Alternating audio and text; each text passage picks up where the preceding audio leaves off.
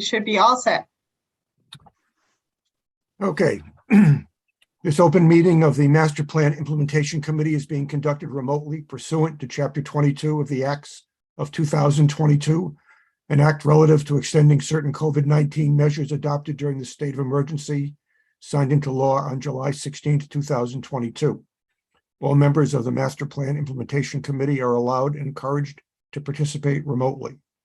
This act allows the Master Plan Implementation Committee to meet entirely remotely, so long as reasonable public access is afforded so that the public can follow along with the deliberations of the meeting.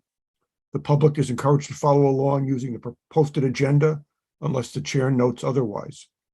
Members of the public who wish to view the live stream of this meeting may do so by going to Northborough Remote Meetings on YouTube via the link listed on the agenda.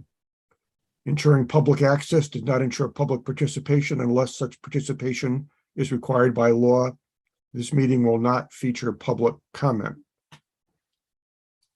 I'll take attendance now. Please say here or something to that effect when I call your name. Julianne Hirsch. Here. Amy Paretsky. Here. Millie Milton. Here. Ashley Davies. I know Ashley's going to be joining us later on in the meeting. She's not here now. Tracy Camerano. Here. Adrian Cost. Bill Peterson. Fran Baxter. Here. Gene Kennedy. Here. Gene Cahill. Here. Rick Leaf is here. John Campbell. Here. Dario DeMar. Here. From the staff, Lori Connors. Here. Anyone else from the staff here tonight, Lori? No. Okay, so that gets kind of the normal routine out of the way here. As the agenda indicates, our first item tonight is to get an update from Weston and Sampson on what they've been doing since they started here on the project. We have a number of people from Weston Sampson joining us tonight. I know that Jonathan Law, the project manager, has got a presentation in which he's going to sort of introduce the people that are working on our behalf, some of whom we heard tonight. So I think I'll allow Jonathan to do those introductions as part of the his presentation. So without further ado, Jonathan, take it away. You should Thanks, be Rick. all set to share your screen, Jonathan. Yeah, I saw that. Can everybody see my screen? Yes. Yep. Can See it. everybody hear me okay? Yes. Also, yes. Okay, good. Good evening, everybody. So as Rick mentioned, this is a fairly quick presentation to just go over where we're at right now with the master plan study for downtown Northborough. And with that, I'll go to the next sheet. So the agenda for tonight is the team introduction, so who we are, Weston Sampson. Team experience, I'll introduce a couple of people on the call tonight from the team. We'll go over the study area, the project schedule, work completed today, and including in that is some of the current survey results that we have compiled. The survey is still open, so these numbers can still go up and the responses can change. And then finally, we'll talk about next steps between this meeting and next meeting, what we hope to achieve. So for those who don't know, Weston Sampson is a fairly old company, 123 years old, privately owned, 725 employees. We have many design disciplines within Weston Sampson umbrella. Working on this project from Weston Sampson is our landscape architecture group, our transportation and traffic group, and we have some stormwater management also within this project. We're also working with RKG Associates, who are in charge of producing the governance and the dealing with the business owners and facilitating feedback from them. They're not on the call this evening, but you can see in the sheet here some of the projects that Weston Sampson and RKG have done together. And then on the left side is Weston Sampson's experience in doing streetscape and urban design projects, and similarly on the right is RKG's experience. So RKG is going to be doing basically market analysis, if I'm correct. Is that right, Jonathan? Yes. So on the call this evening, in the larger pictures at the top, there's Sherry Ruane, who's the discipline leader for landscape architecture. There's myself, I'm the team leader, and I'm in the landscape architecture department. We have Ashley Sweet, who's in our planning department, and then Michael Isler, who's the project manager also in the landscape architecture group. And then some other, on the smaller images, are people not in attendance tonight. So Jeff Santa Cruz, he's our senior team leader in the transportation group. Frank Occhipinti, it's a difficult name to say. He's on our water and stormwater facilities group. And then Russell, again, another difficult name to say, Archambault, he is with RKG Associates. Sherry, would you like to say a few words, or should I just keep going? Yeah, well, let me just say briefly. So I'm the principal in charge on the project and will be responsible for making sure that the resources are dedicated to the project. I was at Apple Fest and did go on the site walk with the team. I will be kept obviously closely in the loop and will be involved in the public engagement components. But really, Jonathan is going to be the day-to-day and will be well supported by Ashley, Mike, and I, as well as the other folks. But yeah, we're excited to be on the project. We think there is a huge amount of potential here. And yeah, I'll let Jonathan take it from there. So for those of you who don't know, that this is or maybe not up to date, this is the project study area, which was based on information obtained in the RFP that was issued by the town. So the primary study area, you can see, is the red dashed line. Then secondary study area is the orange dashed line. And then finally, the priority for pedestrian accessibility is the yellow dashed line. So you can see the main sort of field of study is sort of within the heart of downtown, you know, all of the major intersections by the church, Hudson Street, Baker Street, and Pierce Street, and then obviously West Main Street. And then finally wrapping around the town common from Assabet Park, which is a project that Weston Sampson also completed for the town. Jonathan, there's a little, I don't know if anyone else is getting this. There's a little bit of a weird, I don't know what, with your audio. I don't know if you have headphones handy, but it might help. Is anyone else having issues? I'm hearing a little bit of distortion. Yeah, there's just a little bit, but Okay. we can understand you. It's just a little bit on like the S's. It just sounds like you have a little bit of a lisp. It's not, I mean, it's understandable. I just my computer's I think doing an update now, maybe something to do with that. I'll continue as I am. I don't have my headphones handy, so Okay. Sorry, I'm gonna hold thanks. things up. So we developed a project schedule, which we met with Rick and Laurie on and discussed this. So this is the current project schedule. It's an 8-month duration. So we started sometime in September and we'll go to the end of April in 2023. You'll notice the circular portions on this, or the circular graphic on this project schedule, are meetings. So you can see we have considerable amounts of meetings where we're going to facilitate feedback from not only the MPIC committee, but also from the local business owners and also the residents of Northborough. The final goal being a final report that will include a concept design for the main area of downtown. So right now we're in October. We have completed a site walk. We're starting to gather information, review previous studies that have been done. And then once we kick on into the next couple of weeks, that's when the business and stakeholder interviews will hope to begin. And again, that will be facilitated by RKG with involvement from Weston and Sampson. Before you move on, we can just go back to that for a second, Jonathan. Yep.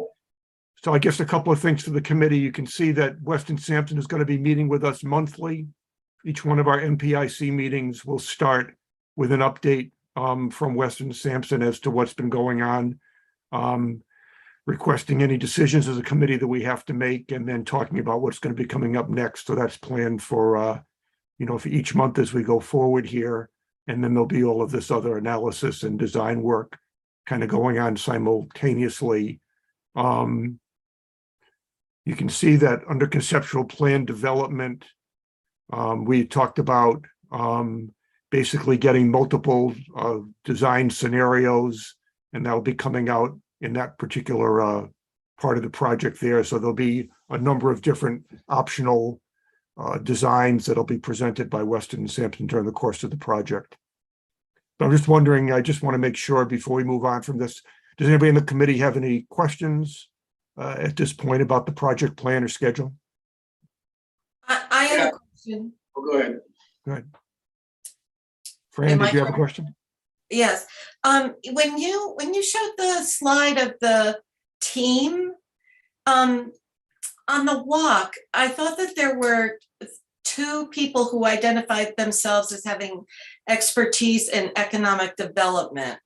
And I think that they Yeah. were from out of state. That was RKG. That was Russ and Summer. Okay, so they're not the people who are going to be They representing. are. Yeah. Oh, okay. All right, thank you. That's Russ. We just don't have Summer on the team chart, but Oh, okay. she's in support of Russ. All right, thank you. Because it's fall. All right, any other questions or comments at this point? Yeah, I had a question on pre-MPIC meeting. Is that an internal meeting at Weston Sampson, or does that involve us? So that's a meeting so- that on Mondays, the week of the meetings, on Mondays at 11, Lori and Ashley and I and Weston and Sampson are going to meet just to decide what we're going to discuss that following Thursday night. Okay, We've And been we doing this will, in advance of each MPIC. Ashley and Lori and I have been meeting on Tuesdays, the week of the meeting, just to finalize the agenda. We're going to be moving to Mondays because it fits Jonathan's schedule better. It's also possible there may be a time when Jonathan or Sherry wants to meet with Lori and I and Ashley in between MPIC meetings if there's some interim decisions have to be made or questions to be answered, but those will be as needed. They're not on the schedule. So, but we will be having a preliminary meeting with Weston and Sampson every Monday prior to our Thursday MPIC meetings. and the goal of that meeting is to present present what we're going to show at the MPIC meeting and get feedback from Rick, just so we're all on the same page, which is what we did prior to this meeting today. are other MPIC members invited, or is this just a small exclusive group? I don't know, Lori, I guess from my perspective, we're doing them as Zooms. I guess from my perspective, if there were other people on the committee that were available at 11 o'clock on a Monday that wanted to log on to the Zoom, I guess we could do that. I don't know, would you have any issue with that, Lori? It's a lot of redundancy because we're going to be discussing the content of our meeting. So like, for example, this past Monday, we kind of went over what they've done and what they're going to do. And we discussed the fact that we wanted this presentation. So it's going to be a lot of redundancy for what you're going to see on the Thursday night meetings anyway. It's one of the reasons why we want small meetings is because this committee is so large that it's really kind of unwieldy to find dates and times that work for folks. So if you So just stick with your dates and times, and if people want to jump in, is that okay? Or you just say, nope, we're going to do it on our own? You guys have to schedule. If people can't make the schedule, they don't show up. But if they're not allowed to show up, that's the question is, can anybody else in the committee join? You guys can still have all. it's not going to be a posted meeting, so we cannot have a quorum. So it's the posted meeting is the Thursday night meeting. So as long as we know that there isn't going to be a quorum present, then I suppose it's okay if other folks want to join. But it absolutely cannot have a quorum. Okay. because we don't want to do meeting minutes, because the whole point of the meeting is just to. I understand all that. Yeah. That's fine. So if one or two people pop in, that's fine. Yeah. Okay. Thank you. Not knowing ahead of time whether more than one or two people will pop in could constitute a violation of open meeting. So it's probably better for us to just leave it as it is and rely on the small group to report back to the big group at our posted meetings. Yeah, that's probably good advice. Whatever you guys decide. If no one else is invited, that's fine. I just wanted to know, that's all. Thanks. Yeah, okay, let's just leave it at this point, but the cleanest way to do that is let's leave the Monday after the Monday meetings with Lori and Ashley and I and Weston Sampson, and then we'll see what happens as we go forward. Got it. Thanks. Okay, any other questions on the schedule? Yeah, I'd like to talk about Dario's point after the presentation. I think that's something we can decide amongst ourselves and not take up time during the presentation. But I'd like to continue that discussion if we can. Okay, who's this speaking? Julianne Hirsch. Okay, Julian. Okay, anything else besides that? Okay, Jonathan, let's keep moving. Great, thank you. As I mentioned, we're going to talk about work completed to date and then next steps. So work completed to date, we had some staff attend Applefest to engage with the local community and get some feedback, which was a great place for us to visit. We got some good feedback. I heard there was some tasty treats eaten as well, so everybody won that day. The online survey has gone live. It's still open for a while longer. The design team attended a site walk for the entire project with members of the town and Rick and some other folks. We've also been coordinating with Laurie, as I mentioned before, some information gathering on previous studies and just our own information. And then we're also in early discussions with MassDOT, which is an important criteria of this project, mainly because if at the end of the day, some of the design concepts talk about reducing road diet and travel lanes, we need to get buy-in from MassDOT. So we are going to talk with those folks and just make sure that we're all on the same page, because the last thing we want to do is present ideas that MassDOT are against. So again, early discussions with those folks. I'm just going to go over a few of the online survey results. These are not all the questions or results that are in, but I felt these were just the important ones to discuss today. Again, survey is still open, so there's still opportunity for people to provide input.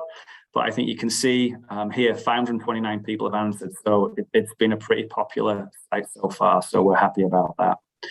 As you can see, most people who've responded are residents. We'd like to get the business owners up a little bit more. Maybe some of them responded under residents, but again, we'll be reaching out to the business owners and facilitating meetings with them. So if you're a resident, how long have you lived in Northborough? Again, Northborough must be a great place to live because the majority of people have lived there for 11 to 20 years or more than 20 years. So that's great. Then the question, if you don't like going downtown, please tell us why. So it's unsafe, confusing, it's too congested, unattractive, not enough parking. And then, you'll see the greatest result here is the little in downtown that interests me, and then others, please specify. So I think, these components here are great for this design team to be able to move forward with, helping us produce concepts and come up with some design ideas as we move forward. And then this graphic, there's a lot to digest here, but what I wanted to point out on this one is the two areas that are underlined here, the two responses that are underlined in red. People are, think it's critical that the downtown attractiveness is addressed. And then through that, the unique character of Northborough is also part of that downtown attractiveness part of the project. But you can see traffic flow, traffic safety, they're either important or critical to people. Parking lot and availability of municipal parking on and off street is important.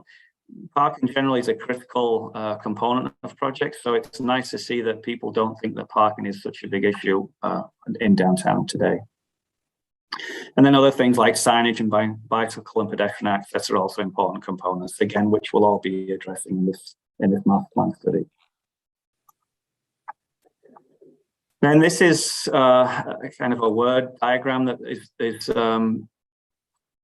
generated from some of the one-word answers that we got or responses we got from people. So, you know, if I just pick some of these out: unwelcoming, busy, gas stations. I think we all know there's quite a lot of gas stations in downtown.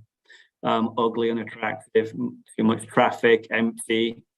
You know, so again, these are all great punch lines and words that we can use to move this design forward.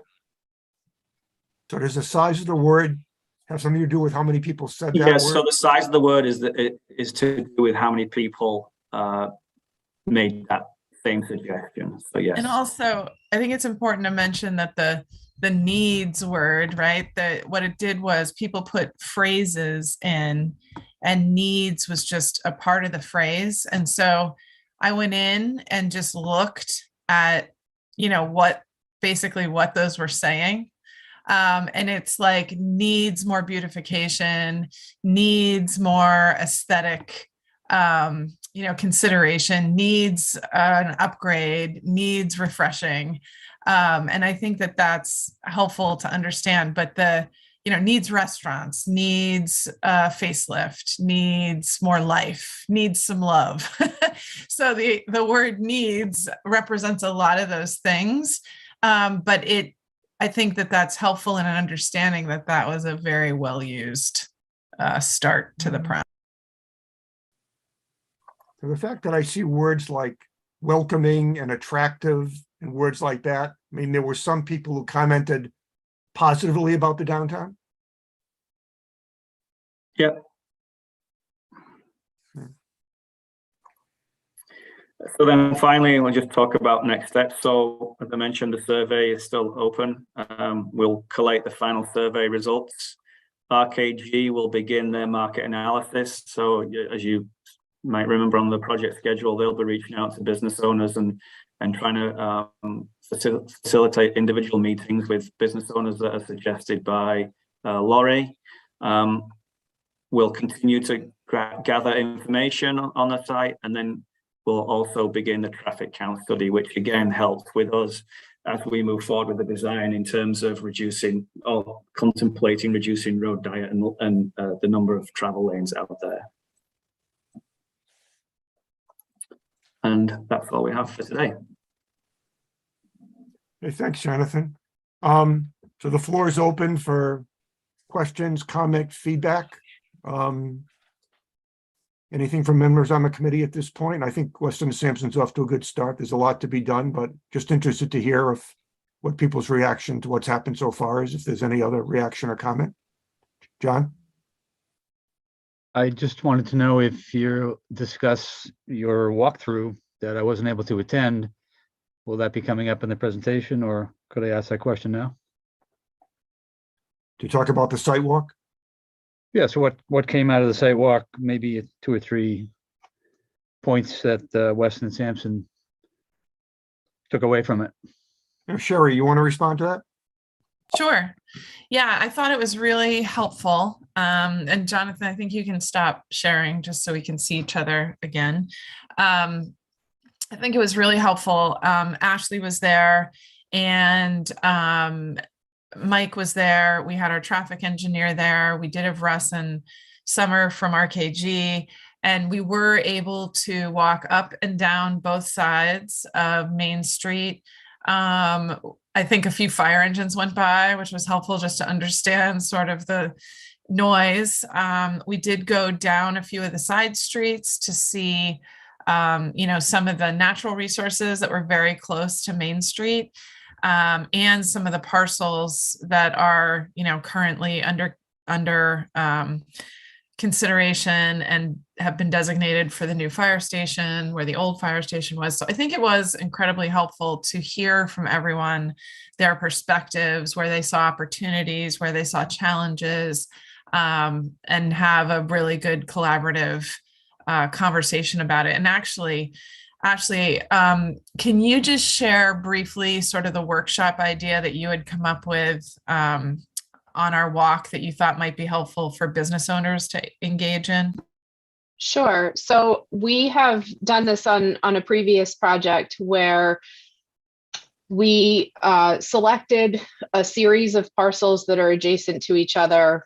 It's a unique situation. And so we wanted to highlight an opportunity there. And we brought the business and property owners to a workshop with us and gave them a site plan, an aerial photograph of the property as it exists now, or the properties as it exists now. And we provided them with 2 scale components of the site. So we gave them parking spaces that were scaled to the drawing. We gave them curb cuts that were scaled to the drawing.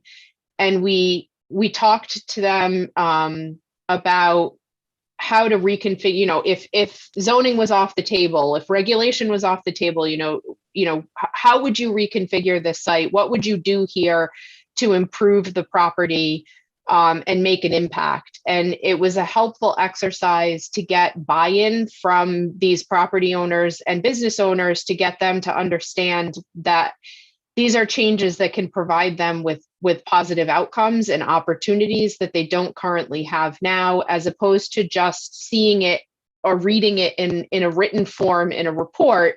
It gave them and empowered them to sit around the table and collaborate with each other in a way that they had never done before, even though they were side-by-side property owners. These pieces of property are divided by berms. There's multiple driveways, and we found ways to work with them and actually get them to kind of move things around in a way that we showed them that they have more parking if we consolidate what they have. And if we closed off a driveway between the buildings and consolidated site access, they could end up with a patio space, an outdoor patio space between the 2 properties that they could use, in a shared way. So it really got buy-in from them to participate in the process. And we thought it might be a good exercise here as well to select some key locations and get those property owners to really participate in the process and feel some ownership to what's going on. And I'll just add to that. I think for me, the potential of Blake Street and the land around there, right in the heart of downtown, is an amazing opportunity for us and for the town to produce something that's going to be, groundbreaking, last a long time, be resilient, be inclusive, address stormwater issues, accessibility. But it could be the heart of downtown with this fabulous open space that is multi-use, but also gives people an excuse to come back downtown. Just for people's knowledge, so we met at the town hall, and we walked up Main Street past Trinity Church and crossed over. We were on the north side of Route 20. We crossed over Route 20 at Trinity Church, and we walked on the other side of Route 20 up to South Street. And we walked down South Street to Assabet Park. And we walked up Assabet Street behind the Common and down Monroe Street. And then we walked back down Main Street towards the center of town and crossed over at the intersection of Church and Main. We walked down Church Street to the bridge over the brook there. And we walked back down Church Street to Pierce, and Pierce to Blake, Blake back to Main, Main back to Hudson, and then Hudson down about to River Street, and then back up again. So that was kind of the route that we followed on the walk. Mhm. And we stopped at the old fire station and the current fire station. I think we all agreed that the current fire station would be a great place for a brewery. So we all imagined having a cold beer outside there. So And we talked quite a bit about the river, about Cold Harbor Brook coming behind the fire station, down by the river, and opportunities there to see what we could do about making that more accessible at some point also. So besides looking at properties on the streets, we did talk about, other opportunities. Other questions or comments? Ashley, do you have any examples of towns or areas where you've done something like that that we might be familiar with, or? So we did that exercise in Westerly, Rhode Island. We worked on a project there for their Route 1 corridor, and we have the results of that. We took photographs of what they produced in the end and how they kind of reconfigured things that we can certainly share with you. But it was successful in Westerly and really engaging those property owners and business owners. And in that case, it wasn't. Sometimes the property owner was not the business owner. So we brought everyone to the table, recognizing that not just the property owner doesn't have control over a lot of these things, but is going to realize a benefit. And we needed buy-in from the property owner as well to make sure that they understood that, if you're recommending certain improvements or certain changes, whether it be to landscape design or to zoning, it's very difficult, I think, from most people's perspective to visualize what that looks like and how that might play out. And so this was a very useful tool to get people visualizing changes. And it makes those changes a lot less scary when they can see what those impacts might look like and how they can benefit from them. Yeah, no, I think it sounds like a great option for some of these properties in town, for sure. Absolutely.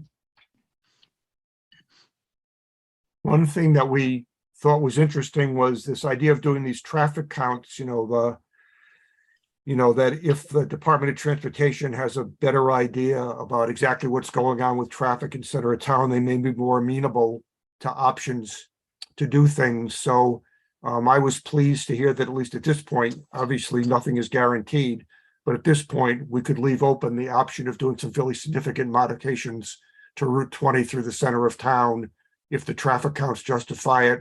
I think, Jonathan, you told us that you're finding that the Department of Transportation is becoming more and more amenable to things to help pedestrian safety and accessibility and other kinds of things. And so it's not just so much a open shut case that we can't touch Route 20, that there are possibilities that we might be able to do some really neat things with Route 20 if these traffic counts help to support it.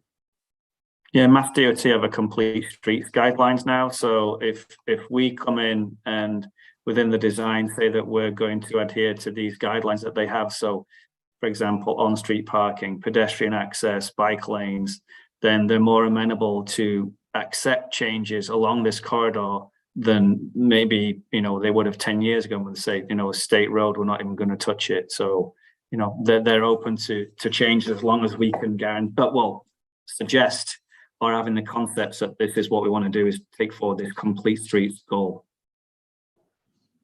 Yeah, I took that as being one of the most positive things I've heard about this project so far. Once again, not guaranteeing exactly what can happen, just the fact that it's open for discussion.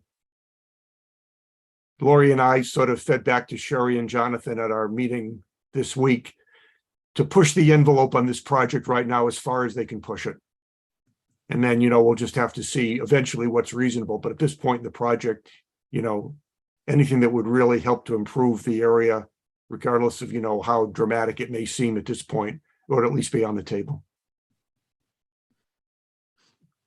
I'm just assuming that in terms of Ashley's outreach to property owners, that a focus will be on those properties that are either vacant or buildings that are empty, to try to get those owners involved in the process and to also find out what their plans are in terms of moving forward with their properties.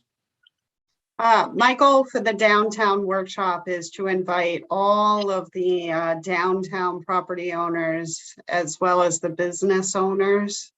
I think even if we focus on, let's say, Blake Street, I think the other property owners and business owners, even if they're not on Blake Street, will be able to benefit from the participation in the workshop, because they may be able to realize what could be, what currently doesn't exist, but what could be.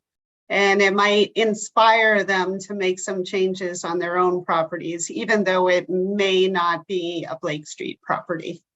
Assuming that we go with Blake Street, we may not. And would that include the town of Northborough properties? Because there's some along there, I believe. You mean invite the town administrator and the selectmen? That's an interesting idea. I can see the benefit of that. Just even so that they can hear, you know, what the private developers or the private property owners or businesses, what they're hearing.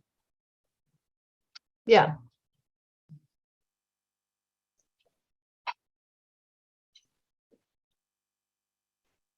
Other comments, questions?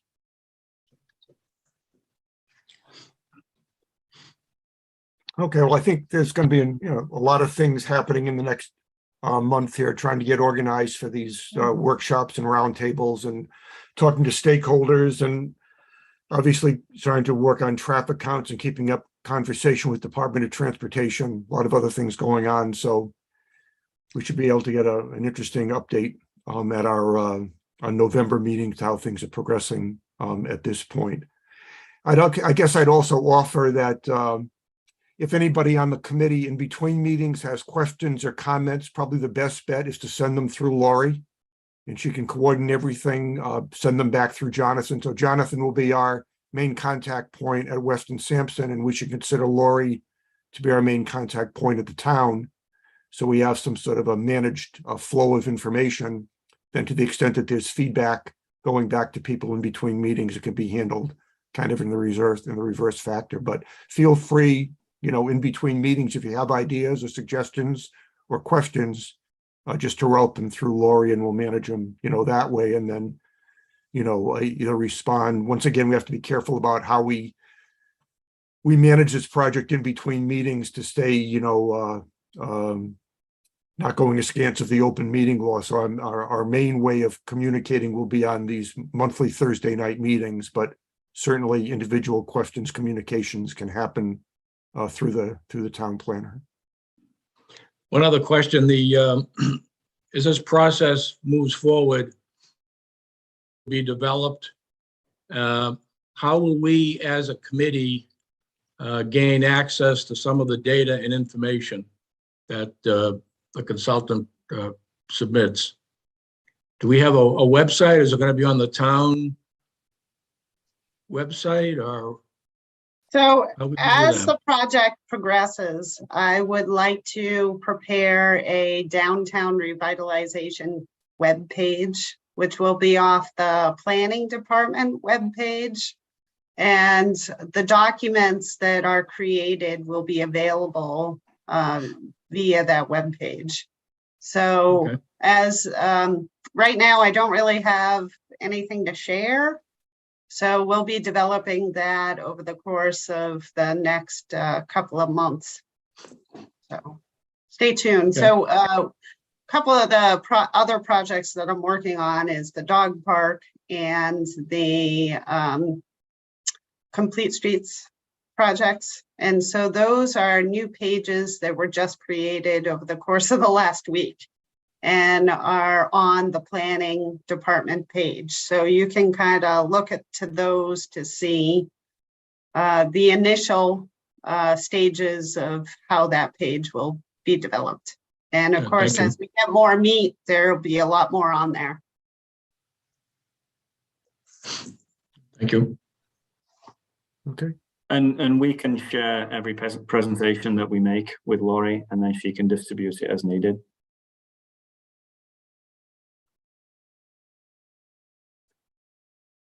Any other questions or comments for Weston Sampson? I just think it sounds great. I think the walk sounds like it was great, and all the ideas sound great. I'm excited. Good. Thank you. Me too. Can't wait to get it started.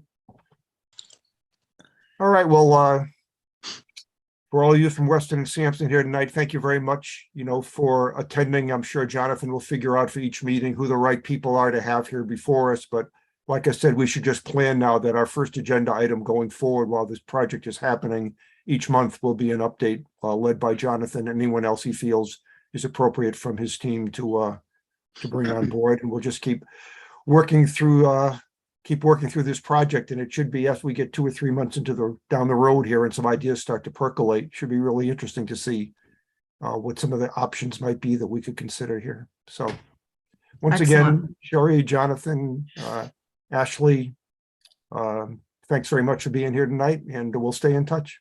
All right. Thanks so Thank much, you. guys. Thank you. Thanks. Good night. Bye. Thank you. Bye. Good night.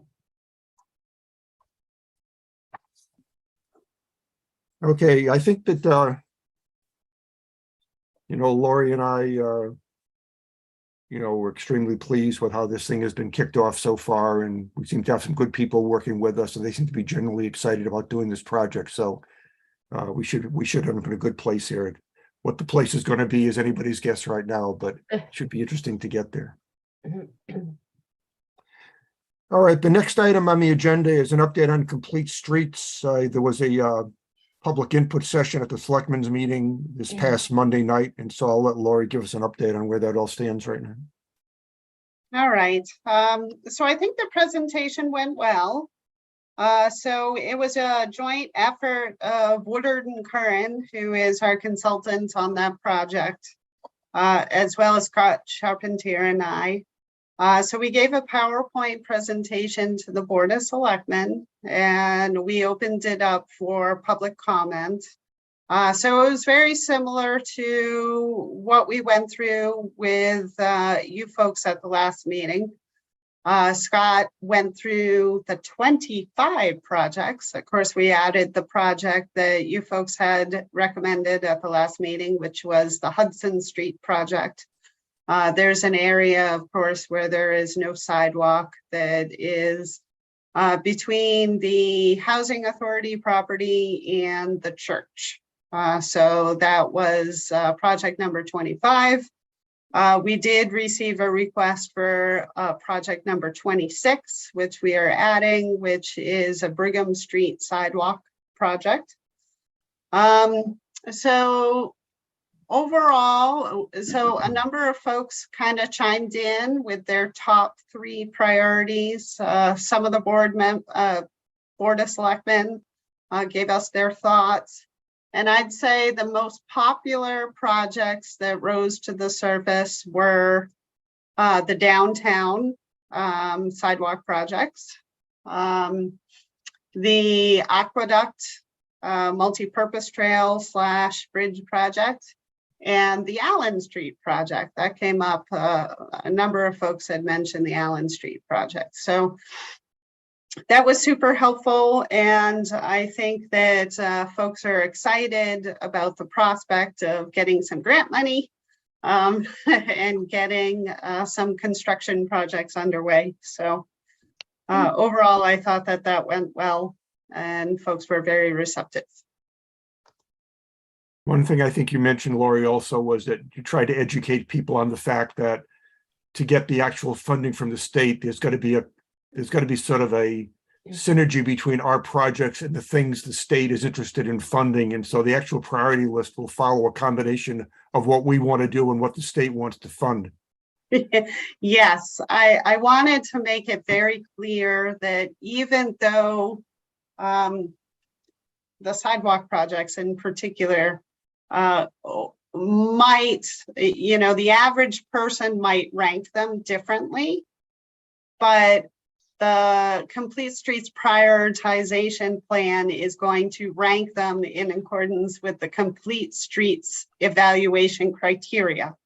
So we are blending our evaluation criteria with what the Complete Streets program is going to use to evaluate our construction projects.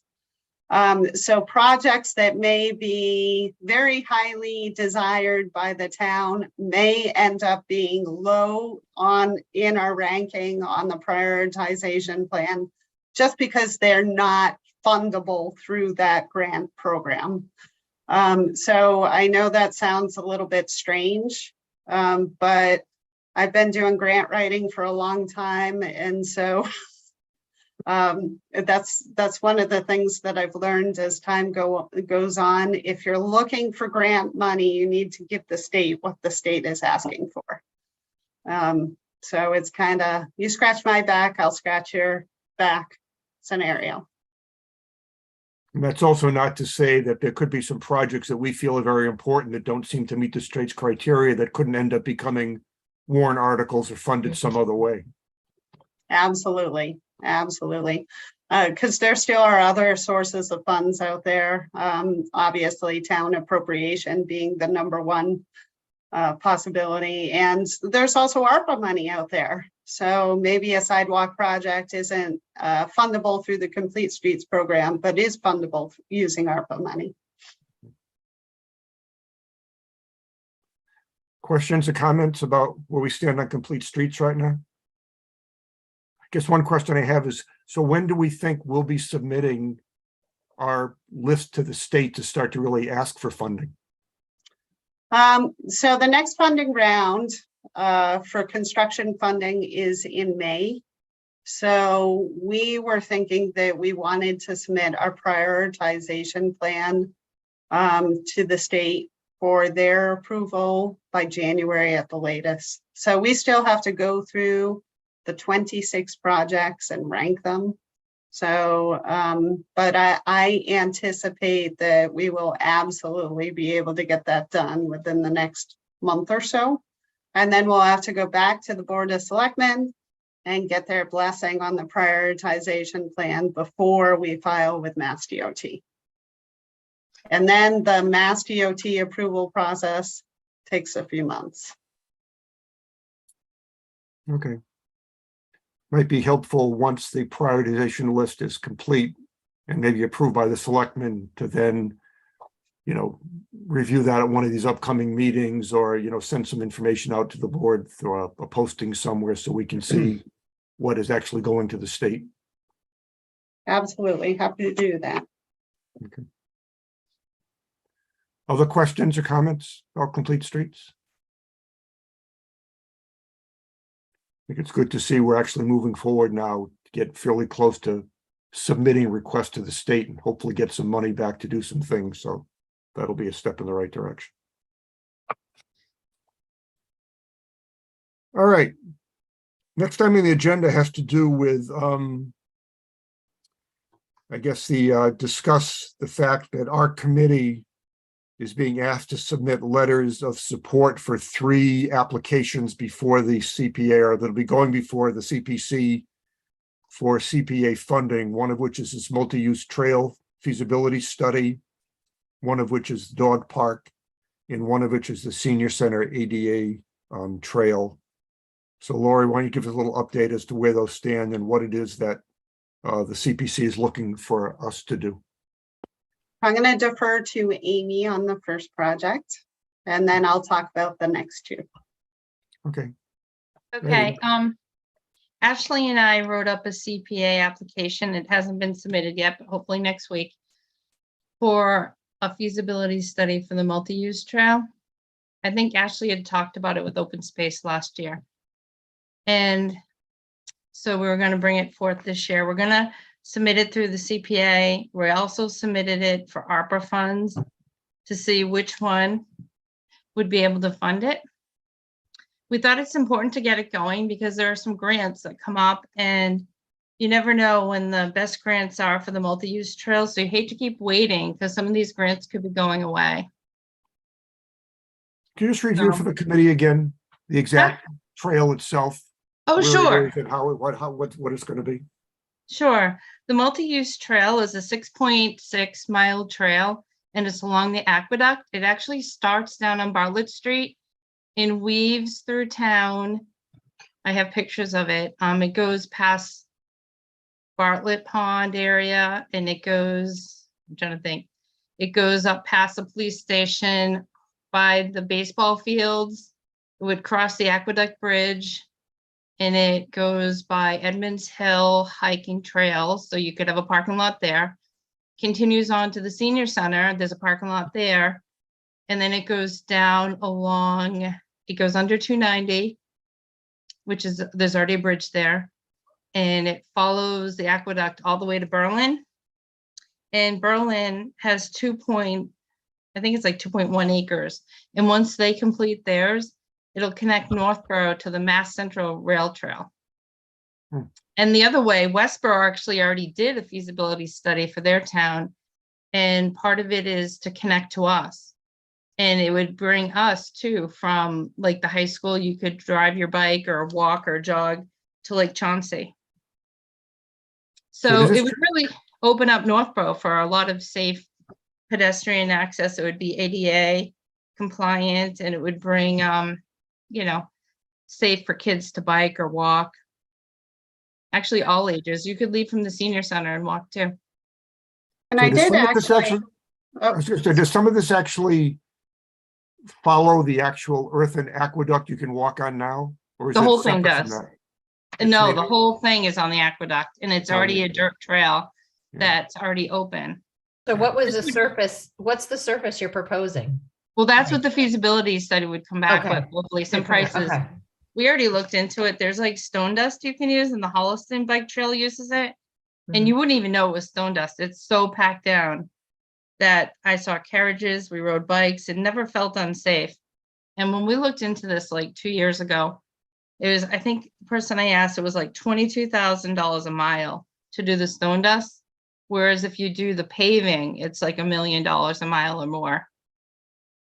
But they get a lot of money from the state, like the Westboro feasibility study said all of their project would be like $24 million. I'm not sure how many miles they're doing, but after all the grants and money they were getting, it brought it down to like a $2 million project for the town. He said that a person from Westboro reaches out to us a lot. His name is Don Byrne, and he did a lot of trails in Westboro. He's also worked with a lot of bike trails, so he would help Northborough. So Amy, this is on the open space meeting agenda next Yep. week. And I think you've summarized it fairly well. There's a little more complication to it too. I know Ashley spent a lot of time on it, so she wanted to bring it back up, but we haven't discussed it. So, you know, let's just say there's an assumption that our board would agree to sponsor it for CPA, but it hasn't been formalized yet to that level. But I think we got to leave it to that discussion before we know that it would become an application for this year. But you know, I know it was something we brought it about 20% forward, and our committee and Ashley admittedly didn't have enough time and data. And then I want to be sure that we're focused on the support for the Aqueduct Bridge study, which was approved at town meeting, and you know, the next steps for it that I know Lori has got involved in, and Vinny will be taking it forward from there. So Right. that, you know, it all meshes together, and I want to be sure we take that all into account. Yep, this is just for the feasibility study. It's not to do the whole trail. It may come out that it's not feasible at all. Right. But Don Understood. Byrne, who reaches out a lot, he said that, you know, there's so much funding. This is very popular in the state right now. Mhm. And if we wait too long, because this is probably the third year Ashley and I have talked about it, the funding could dry up and we'll have missed our window. And we went to a couple of trails meetings, and they say to start small, like the Aqueduct Bridge is a big part of it, but they said you could start with the smaller parts. It can be done in phases. Like you could go from the senior center to Whitney Street to Berlin, and then connect to the Mass Central Rail Trail. The feasibility can break it down into phases. I just think it's an opportunity lost if we just don't do the feasibility study and at least get the answer on whether or not it's feasible. I know Don mentioned there might be 6 easements, and those could take a long time to work out. So you want to start it sooner rather than later. Well, it seems to me it's very consistent with the master plan. I mean, there's a lot in the transportation section of the master plan that talks about exactly this kind of stuff that people in town want. So it would seem to me that it'd be natural for the master plan implementation committee to support, you know, this first step in terms of feasibility study, because it's definitely in line with things that came out of the development of the master plan itself. So I'm not sure, Lori, for each one of these things where we want to indicate, if we do indicate the master plan implementation committee supports these things, do we take a vote at our meeting? Basically say that at the so-and-so meeting of the master plan implementation committee, this feasibility study was presented and the committee voted to express its support for it. Is that kind of what we need to do tonight on each one of these? Yeah, and then the follow-up to that is that I would write a support letter. And then that support letter would be included in the CPC application that's submitted. Okay. So I guess before we should do these one at a time, before I call for a motion indicating support for this, are there any other questions or comments or discussion about this particular project before we call for a vote on it? Are you talking Mr. just Chair. about the multi-use trail, Rick, or all three? We'll do them one at a time, just the multi-use trail. Okay. Fran, you had a question? Yeah, I just comment. I mean, and I think that even if we thought it was premature, or trying to figure out it, not exactly sure what John was indicating, whether it would be a problem to support this because of the others, or whether it would, make that less important. But at a minimum, we can send a letter that says that this project, this application meets the criteria and the mission of the master plan, and quote the sections of the goals that we set, because at a minimum it does. It addresses one of the passive recreation priorities that we had. So I would think that we could at a minimum say that, even if we didn't think, if we thought because it's not, the application hasn't been completed, that we're supporting it because we don't have the completed application. But like I said, at a minimum, we should say that it meets the criteria or the mission of the master plan. Yeah, I think the letter that Lori's talking about would state that. Yeah, I think that makes sense because, and I may be wrong, but I can't imagine anybody on this committee would be against it, because it shows up so many times in the master plan goals. So to support pursuing it, I think all the details don't matter as long as they know, hey, we're behind it 100%, do what you got to do to try to get there, and then, let the cards fall where they may. But it would be really, to me, an awesome thing to happen to Northborough. Central so I Mass think that- Planning too has a list of priorities, and it's on the list. We've attached it to the application. So it's actually a priority for them too, to try to connect all these towns with the bike trail, pedestrian trail. Well, I think it still makes sense for us to take a vote and indicate, formally our support. What we're going to vote to support is this, feasibility study. And then obviously we may be sometime in the future to support again something that came out of the feasibility study. But what we're talking about now is our support to go ahead and see if we can get some CPA funding to support a feasibility study. So having said that, the floor is open. I'll accept a motion that the MPIC indicates its support for the feasibility study for the multi-use trail. So moved. Is there a second for that? Second. All right, I guess I got to go through this administrative procedure here to. Someday we got to talk about meeting in person. Can we, before I don't want to get off the topic here, but I mean, at some point we should talk about meeting in person again, but we'll get to that. Anyway, okay, Julianne, Yes. Amy, Yes. Millie, Yes. is Ashley here yet? No. I'm sure she would say yes if she were. Tracy, Yes. Fran, Yes. Gene Kennedy, Yes. Gene Cahill, Yes. Rick Leaf says yes, John Campbell, Yes. and Dario. Yes. Okay, so we have unanimous support for that. Okay, let's move on to the I can find my agenda here now. What do you want to do next? The dog park, Lori? Sure. So last week we had a presentation and a public information session on the dog park. So there were 4 sites that were presented as being the future home of the dog park. 2 of them were pretty much in neighborhoods. One was at the senior center, and the last one was at Boundary Street on a 32-acre parcel that abuts the DCR land.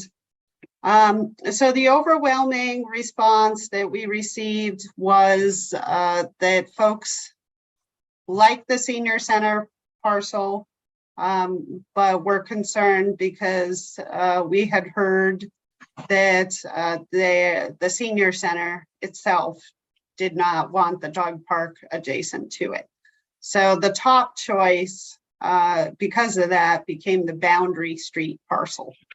So that is the property that we are going forward with. So Weston and Sampson was hired to do the feasibility study to look at up to 5 properties, as well as to do the preliminary design. So now that we've gotten the public input feasibility aspect out of the way, we are moving on to the preliminary design. So we are anticipating that we will submit a CPC application for the construction of the dog park. So we are anticipating that we will apply for Stanton Foundation grants to pay for, to complete the design. So the money that we have on hand today will pay for 75% design drawings. So we will apply for Stanton Foundation grant to get us the rest of the way with construction ready design drawings as well as bid documents. And then the Stanton Foundation will pay up to 90% of the construction costs for a dog park. They fund 10 per year around Massachusetts, but they cap it at $225,000. So of course, since COVID, construction dollars don't go nearly as far as they used to go. So we anticipate that $225,000 won't be enough in order to build the dog park that we would like to. We'd really like to build a 2-acre dog park because we want to include a portion of the dog park as a forested area to provide shade. We don't want to clear cut the area. We'd like to maintain some trees so it's a more natural setting. And then we want to have an area that is clear for play. So that area would enable folks to play fetch and with their dogs and do all sorts of other activities. So there'll be a small dog area and there'll be a large dog area. So they'll be separately fenced in, and then there'll be a dual entrance, which is pretty much the requirement of the Stanton Foundation. They found that that type of design works best for the safety of the dogs and to ensure that they don't escape.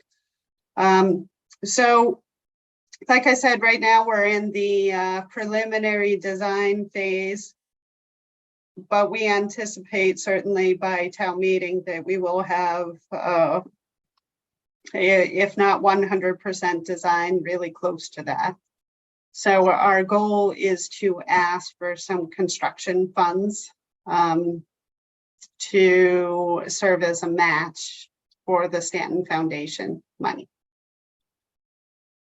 So this is a project that's been in the works. I understand because I found Kathy's files, and I understand that it's been in the works for 18 years. Mhm. So that is long enough, I think.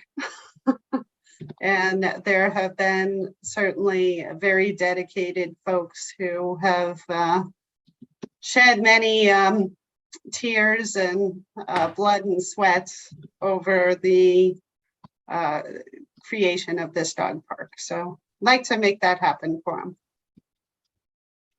So a question for John Campbell. do dog parks qualify under the recreation component of CPA funding? Yes, I think so, for sure. Okay. And It's then, both, it's creating an open space too. Yeah. Basically creating a park just for dogs. I guess. The the other great thing is thing about dog parks is people think it's just to exercise dogs, but people make these lifelong friendships when they go to dog parks. And so it really is recreation, not just for the dogs, but also for the dog owners. The other question I had was, I didn't get a chance to go back and review the master plan. Can anybody that was involved in the master plan committee, what did the master plan say about dog parks? Was that come out of the master plan somewhere? It was on the list. It was on the list? Okay. Yeah, it's definitely in the master plan. I don't remember which number, but Yeah, it was a recommendation in the master plan. Okay. And so this is something that qualifies for CPA funding Yes, it would. under open space and recreation for animals. Not the third one, but the first two. And it's been approved before for other towns? Good question. I didn't check precedent, but it seems like a clear park, open space and or recreation. category. I mean, The the people do, feasibility- I'm sorry, the people do. I'm sorry, the The parents feasibility do, study was approved for funding last year. and the dog Right. owners stay with the dogs, so they are enjoying the park and the trails and everything, so it's not like a drop off. Oh, I Okay, I see what you meant. they're just curious if there's a delineation there. No, Okay, It was actually on goal number 1 for the open space on the master plan. yeah, So it was the second part of goal 1. So it was pretty high up there. Okay, good, thanks. Yep. Back to Millie's question, that's a really good question. So I think what you're asking, Millie, is has CPA funding been approved for dog parks? Because once we approve it at town meeting, it has to go to the state, right? right. And has there been an incident where the state has approved a dog park for CPA funding?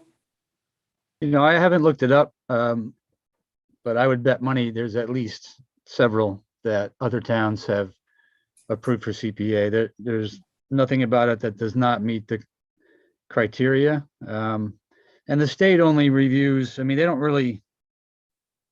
don't oversee your applications that you bring to town meeting. But the state DOR does take input. Ultimately you report what you've approved at town meeting. And there have been occasions where the project has been rejected for funding, but it's pretty rare. Usually the town's CPA committees vet that out. I don't see any risk at all of that here. It's for sure within the category. And as I think about this also, our purpose tonight is to do nothing more than Yeah. to indicate that our committee feels this isn't, our master plan supports this project, indicate that support, whatever happens to it after that is out of our hands. It's just that we confirm that this is something the master plan isolated as being important and we think it ought to go forward. And then it's up to John and his people to figure out if they can actually fund it. Yep, I agree. That's exactly what I think we hope going forward too, not just this year, but future years. Where can CPA have the most value for the master plan? Sure. Any other comments or questions? Hearing none, I'll Quick entertain a question. motion that the master plan implementation committee indicates its support for the dog park project. So moved. Seconded, is there a second for that? I second. Okay. Why do I keep putting down my list of? Julianne, Aye. Amy, aye. Millie, Aye, still looking for Ashley. Guess she's been tied up. Okay, Tracy, Aye. Fran, Aye, Jean Kennedy, Aye. Jean Cahill, Abstain. Okay, all right. Rick Leaf, aye. John Campbell Aye. and Dario. Aye. Okay, thank you. Okay, well, moving on to the Senior Center ADA Trail. All right, this is another project where we hired Weston and Sampson to do the design. There was a grant that was received from CPC last year to do the preliminary, actually the final design of the Senior Center ADA Trail. So currently there are trails that exist. So the interest is in improving the existing trails, essentially creating a loop that goes around the pond that would be ADA accessible. Weston and Sampson again will provide us with a preliminary plan for submission with our CPC application on November 1st. And they have updated the cost estimate that was originally submitted last year with the CPC application. And unfortunately, costs have gone up by about $100,000 over the last year, very disappointingly. So we are interested in applying for funds for the bid documents, as well as for the construction of the ADA trail. We do anticipate applying for a Mass Trails grant, but unfortunately that is capped at $50,000 because it isn't of regional benefit. So they allow you to go up as far as $400,000 if you have a trail of regional benefit. So that kind of is a drop in the bucket for the cost of the trail. We will be looking for alternative funding sources, but that's what we have at this point. So that's another important project. This would be the only actual ADA accessible trail in the town of Northborough. So it would be a huge benefit for those who are challenged physically and aren't otherwise able to enjoy the woods. How much is it for? I might have missed that. I'm just curious. So right now the estimate was for $330,000. So we are absolutely planning on applying for a $50,000 Mass Trails grant and looking for other resources. Lori, how Will it be long tied is the trail? into, will it be tied into the multi-use trail that Amy was talking about? Or are they Yeah. separate? Great. No. I don't think it will connect. No. It's the Edmonds Hill, but I don't think they will quite connect to the Aqueduct Trail. Go close, but right now the Aqueduct Trail is not ADA accessible. So if you need an ADA accessible trail, then that won't be possible. I just have a quick Mass Trails grant question, thinking about the multi-use trail in the future. Is it 400,000 a year that you can apply for, or total, like over a certain amount of years?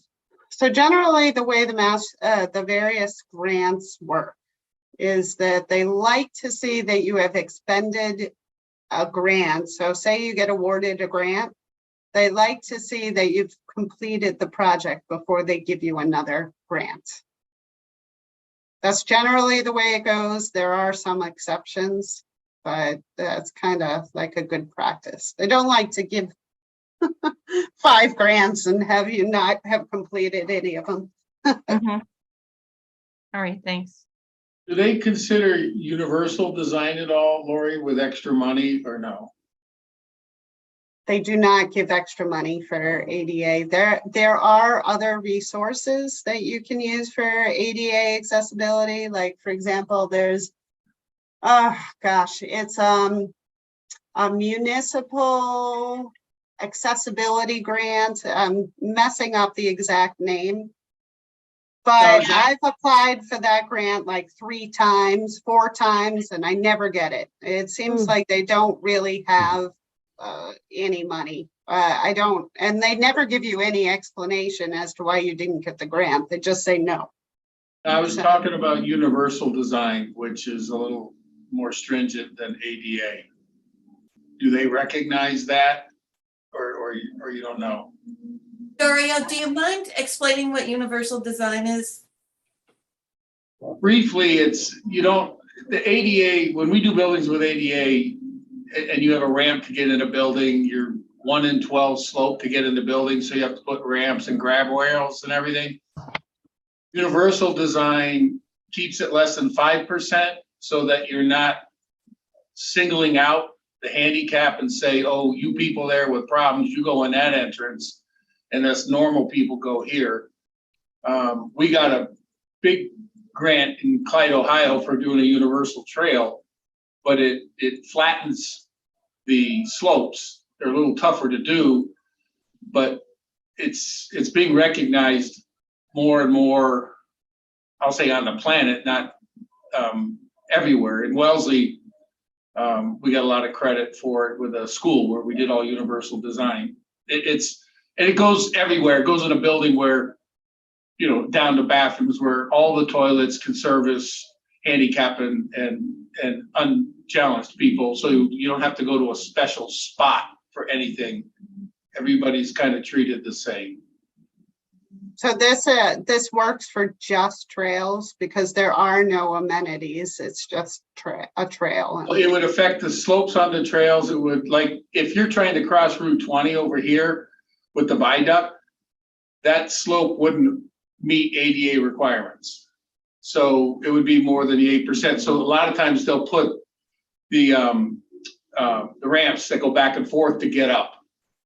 Universal would start grading it further back and have no ramps. It's just that if you guys haven't done it, it's not new, but it's not done a lot unless people really dig in. I didn't know if there were special stuff because it's a little more stringent and the world seems to be wanting to go that way. It's a lot greener and a lot more inclusive. I am unaware of any programs that give you extra points, extra money for universal design.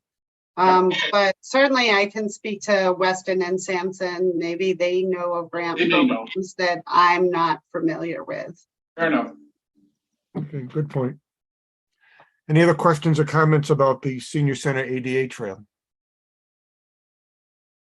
Hearing none, I'll entertain a motion that the Master Plan Implementation Committee indicates its support for the Senior Center ADA Trail. So moved. Is there a second? Second. Julianne, Aye. Amy, Aye. Millie, Aye. still no Ashley. Tracy, Aye. Fran, Aye. Gene Kennedy, Aye. Gene Cahill. Aye. Rick Leaf, aye. John Campbell Aye.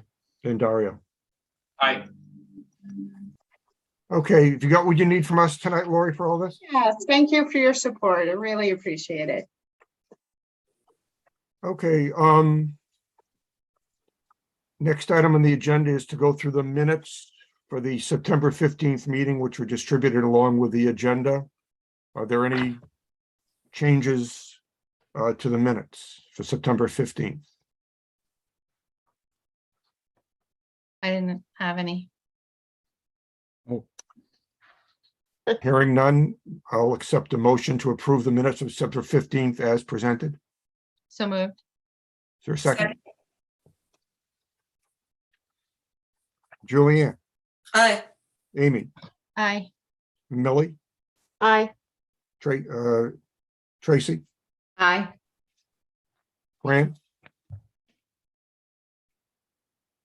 Fran, are you there? Yep, I said aye. Oh, sorry, okay. Gene Kennedy, Aye. Gene Cahill, Abstain.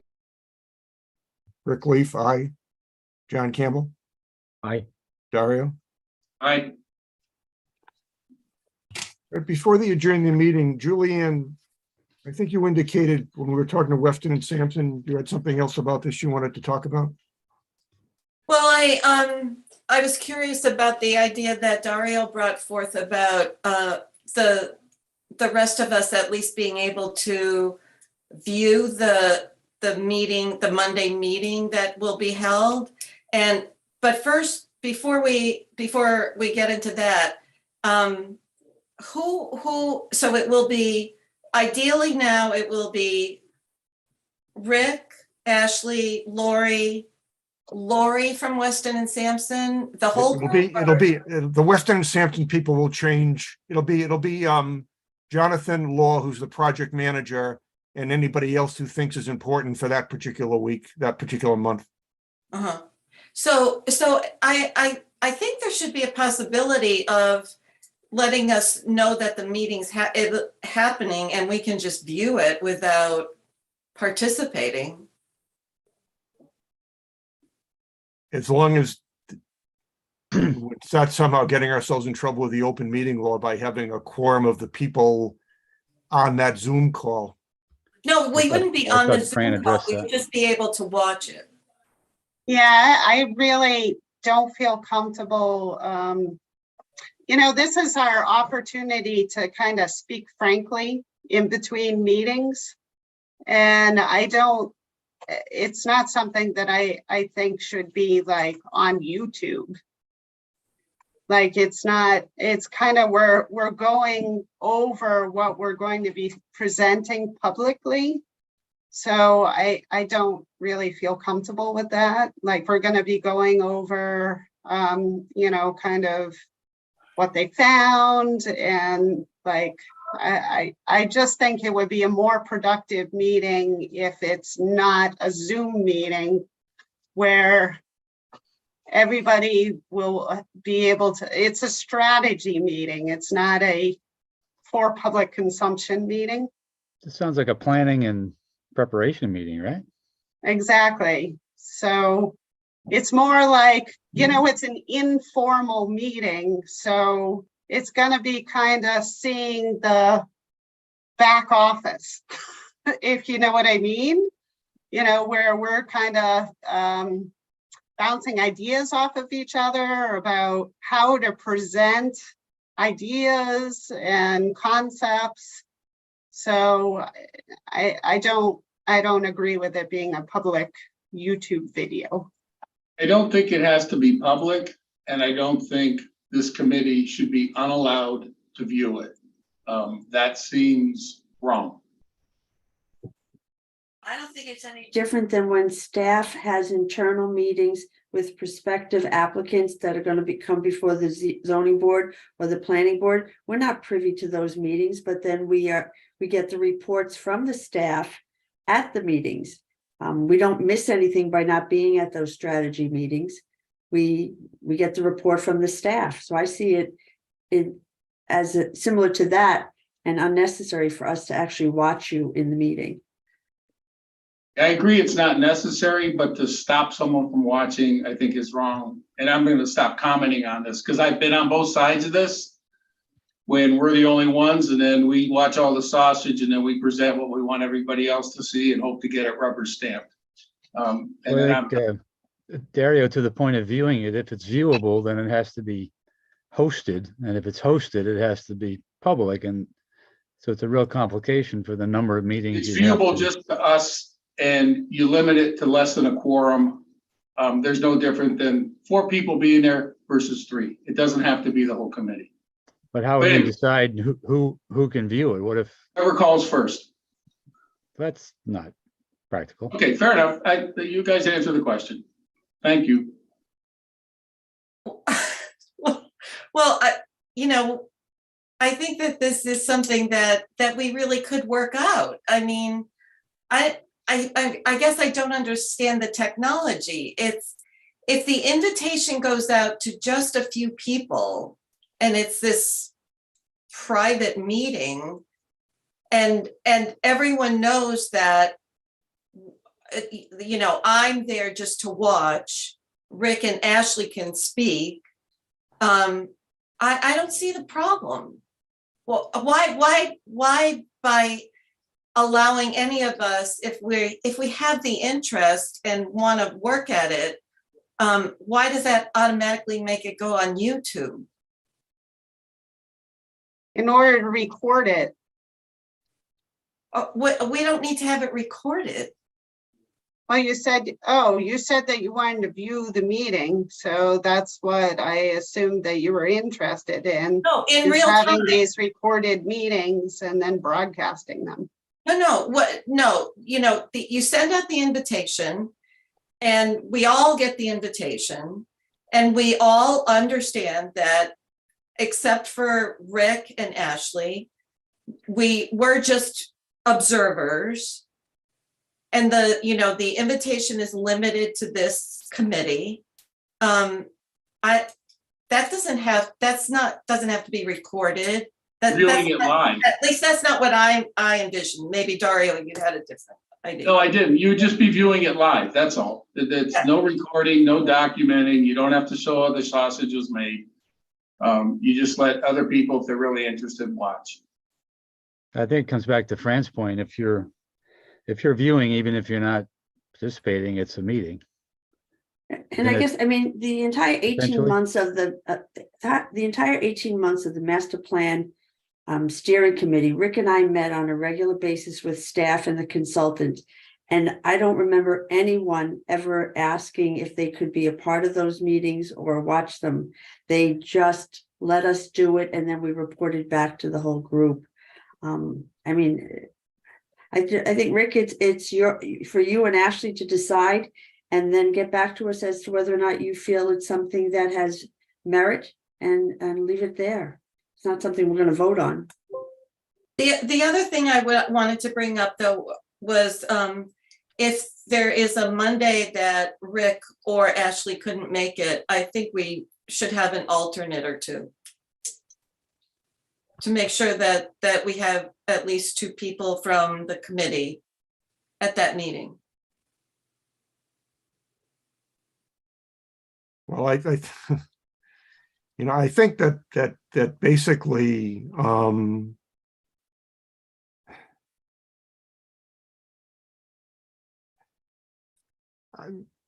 at the beginning of all of this, and I kind of go back to the way things generally run, typically, the staff works with the consultants, reports to the committees or the boards or commissions at their regularly scheduled meetings. And to a certain extent, having Ashley and I participating along with Lori with the consultants was kind of a way to make our entire committee feel more comfortable that we had some participation in some of the activities that were going on behind the scenes. And it was kind of a compromise position where it wasn't really possible to have the entire committee participating outside of the regular meetings, both because of open meeting laws and just the difficulty of working with a large group of people and the consultant. So, my sense is that if there was going to be a time when neither Ashley or I would be able to participate at one of these regular meetings, we would reschedule it to another time during the week that was convenient for all of us. So although we're saying right now that our plan is to meet the third Monday of every month at 11 o'clock to do a planning session for the meeting coming up that following Thursday, my sense is going to be that between now and the end of this project, we're not going to meet every Monday on the third Monday at 11. Something's going to come up that Ashley and I can't make it, or Lori can't make it, or Jonathan can't make it. And so we're going to try and figure out some time leading up to the meeting to touch base, so we make sure that when we present to the entire committee, we don't look like we don't know what we're doing. I mean, the whole point of the meetings is to make sure that in every third Thursday, the presentation the whole committee gets about the project has been vetted and makes sense. And, that the committee doesn't feel that somehow we just lost time at one of our committee meetings because we weren't organized as to what we're doing. So for that purpose, I just don't see the need to include other people besides the chair and the vice chair and the planner, along with the consultant, to make sure that we're basically organized to give you guys a decent, like tonight, you know, we sat down with Jonathan and we sort of discussed what it is we're going to say. I think if we didn't do anything, we weren't sure what Jonathan and what, you know, what Sherry were going to say tonight. So we put together a little agenda, which they agreed to. Jonathan came up with a nice PowerPoint, and I think we had a fairly nice organized presentation. A month from now, you know, we'll do the same thing. So, and like I said, if it turns out that somehow we find out the second week of the month that I can't make it, or Lori can't make it, or Jonathan can't make it, we're going to reschedule that meeting for some other time prior to the third Thursday in November, for the only purpose of making sure we're all in sync when we sit down with the full committee and do the next presentation.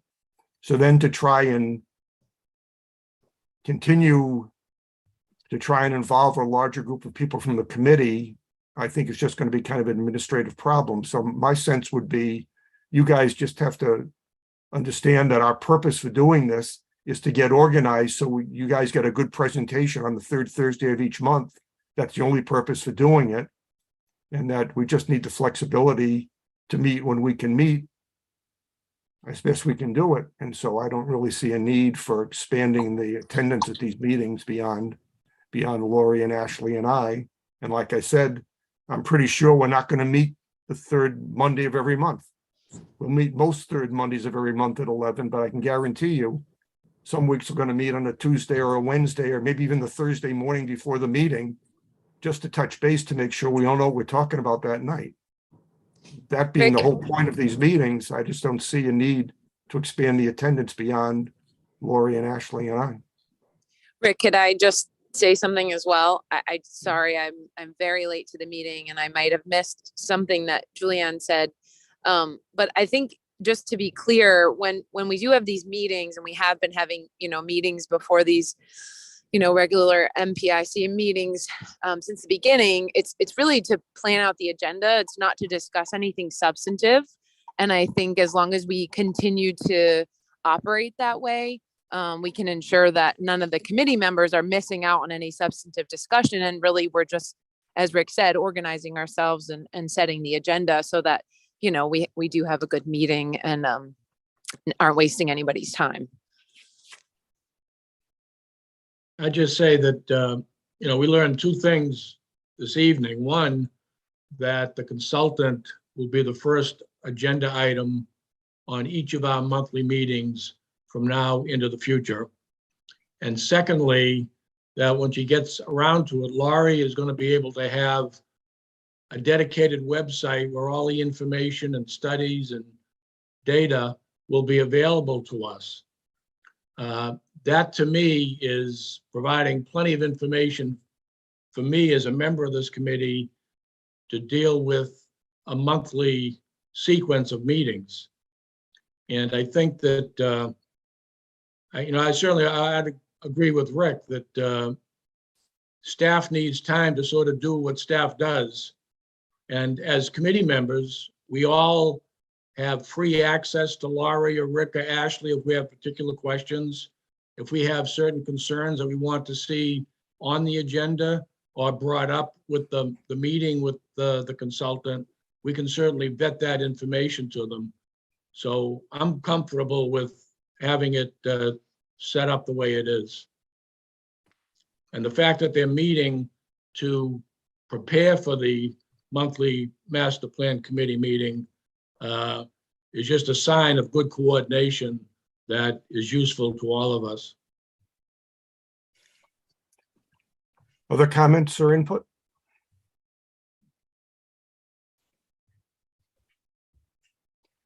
If we start to see that for some reason there's substantive information this committee needs, I think I mentioned this to you before when we decided to not appoint a subcommittee of ourselves to manage this project.